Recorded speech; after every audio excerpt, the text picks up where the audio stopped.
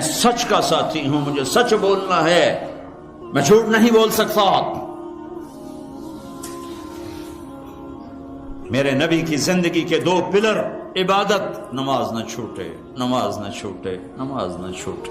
میرے نبی کی زندگی کا دوسرا پلر، سچائی، اخلاق، درگزر، محبت، الفت، خامند بیوی کو عزت دے، بیوی خامند کو عزت دے، ماں باپ اولاد کو عزت دیں، اولاد ماں باپ کو عزت دے۔ اپنے نبی، اگر اپنے گھروں کو جنت بنانا ہے تو نبی والے اخلاق سیکھو، اور نبی والے اخلاق کا ایک لفظ بتاؤں، وہ برداشت ہے، برداشت ہے، برداشت ہے، وہ صبر ہے، وہ صبر ہے، وہ صبر ہے۔ میاں بیوی کی لڑائی نسلوں کو برباد کر دیتی ہے۔ بیویوں پہ زیادتی مت کرو، بیویاں خامدوں پہ زیادتی مت کریں۔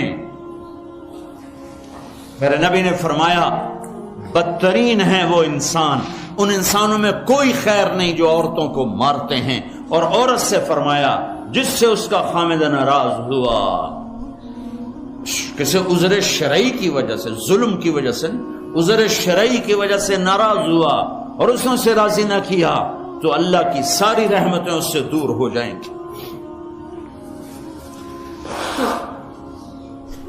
اپنے گھروں کو جنت بناؤ۔ گھر جنت پیسے سے نہیں بنتے، پاؤنڈ ڈالر سے نہیں بنتے، نبی والے اخلاق سے بنتے ہیں۔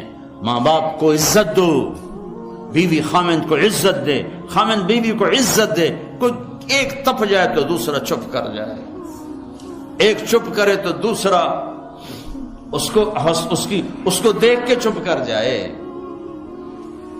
ساری لڑائیاں تو بول کی ہیں، سارے جھگڑے تو بول کے ہیں۔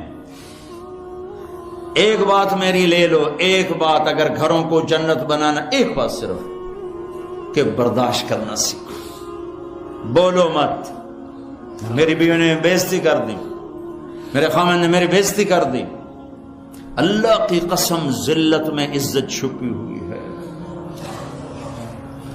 دانے کو درخت بننے کے لیے مٹی میں چھپنا پڑتا ہے، مٹی میں ذلیل ہونا پڑتا ہے، پھر جا کر وہ درخت بنتا ہے۔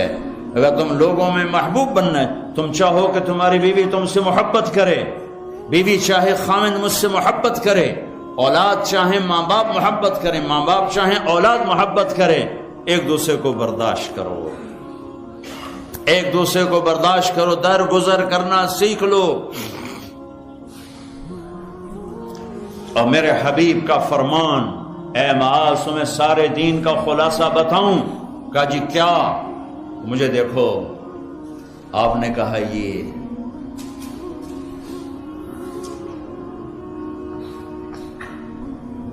اے معاذ زبان قابو میں رکھنا، یہ سارا دین، تو سارا دین کیا مطلب ہے؟ جو زبان پہ قابو رکھے گا سارا دین اس کا بچ جائے گا، جو زبان پہ قابو نہیں رکھے گا سارا دین ضائع ہو جائے گا۔ غصے کو برداشت کرنا سیکھو، ایک دوسرے کی تعریف کرنا سیکھو۔ کسی کی بیٹی کو بہو بنا کے گھر لائے ہو، اس سے وہ عزت دو جو اپنی بیٹیوں کو دیتے ہو۔ ایک عورت جب ماں ہوتی ہے تو وہ بچ جاتی ہے، قربان ہوتی ہے۔ وہی عورت جب ساس بنتی ہے تو اس کے اندر زہر بھر جاتا ہے۔ ایک مرد جب باپ ہوتا ہے، ساری رات جاب کر کے بچوں کو روٹی کھلاتا ہے، وہ جب سسر بن جاتا ہے تو اس کے اندر ایک نفرت بھر جاتی ہے۔ یہ میرے نبی نے سسر بن کے دکھایا۔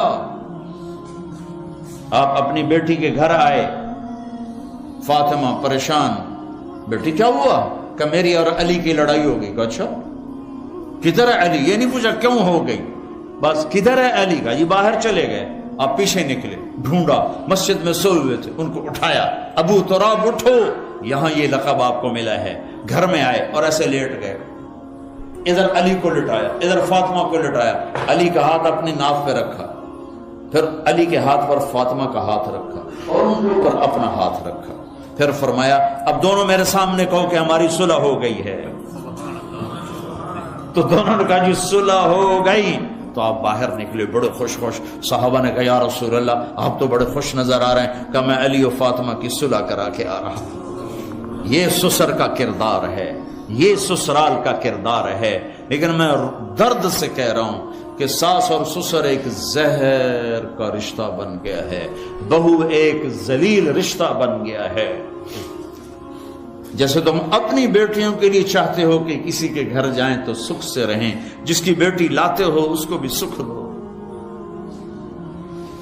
اور بیٹیوں سے بھی کہتا ہوں جس گھر میں جاؤ جاتے ہی ماں باپ سے جدا کرنے کی اسکیمیں نہ چلاؤ, بلکہ گھر کے لیے راحت بنو, رحمت بنو.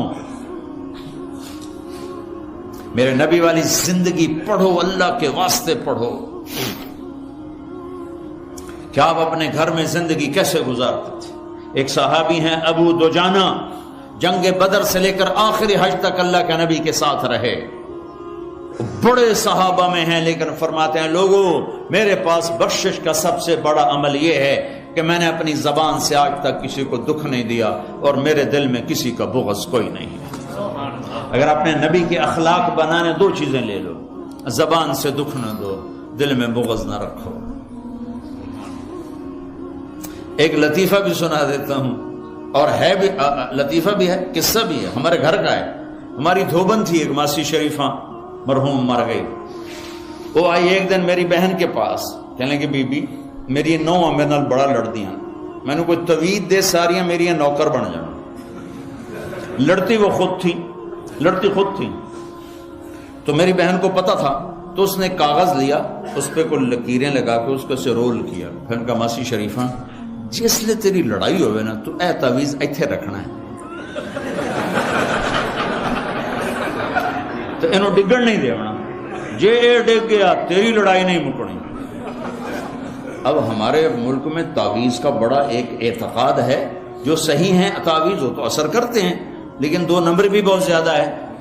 تو اب اس نے کیا طریقہ کیا, میری بہن نے اس کو چپ کرانا چاہا, کیونکہ لڑائی تو بولنے سے ہوتی, اور وہی لڑتی تھی زیادہ.